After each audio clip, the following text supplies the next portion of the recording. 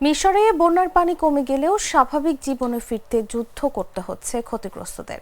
ভেসে গেছে অসংখ্য কাঁচা ও মাটির ঘর, বসবাসের অনুপযোগী হয়ে পড়েছে অনেক ঘরবাড়ি।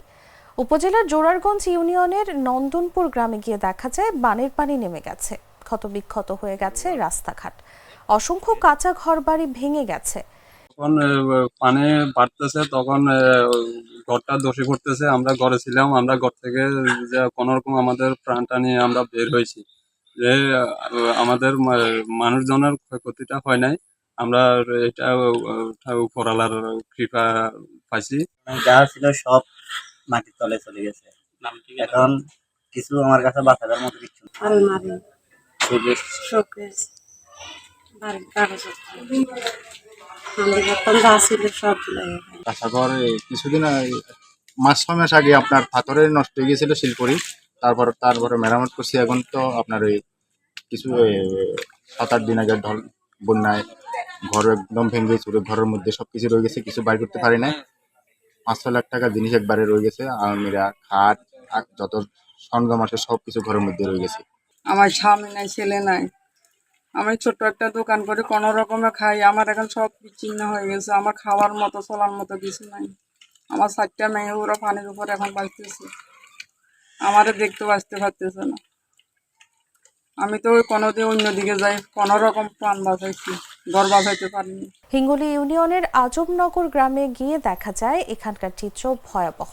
পাশের হিঙ্গুলি খাল হয়ে ফেনী নদীর পানির তোড়ে এখানে প্রায় সবকটি কাঁচা ঘর বাড়ি ক্ষতিগ্রস্ত হয়েছে। এখানকার অসংখ্য খামারের গরু মুরগি ভেসে গেছে বানের জলে। পুকুরে মাছ নেই, খেতে নেই ফসল। আগের বাড়িও আমি লোন নিয়ে আমি এই ঘরটা নিয়ে করছি। আমি গ্রামীণ ব্যাংক থেকে 1 লক্ষ টাকা আমি লোন নিয়ে এই ঘরটা কোনো রকম মেরামত করছি।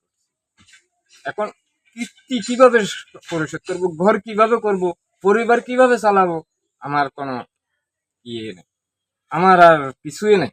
আমার উঠানের মধ্যে পানি তো দেখিনি, আমার বাবা দেখছে কিনা এটাও সন্দেহ আছে।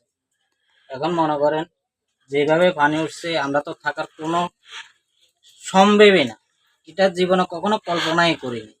এখন মনে করেন যে পুরা ঘরটা যে পড়ে গেল, এটা আমরা কল্পনার বাইরে ছিল। যে আমরা এখান থেকে চলে যাব বা আশ্রয় কেন্দ্রে যাব, এ ধরনের কোনো মন মানসিকতা কোনো রকমে দেখছি যে আমার এখান থেকে একটু পাঠাল দিছে আমি বাচ্চা কাচ্চা নিয়ে। এর পরক্ষণে দেখলাম যে পুরা ঘরটাই পড়ে গেল। কাপড় পিন্ধনের কাপড় ছাড়া কোনো কিছু তো নিতে পারিই নেই।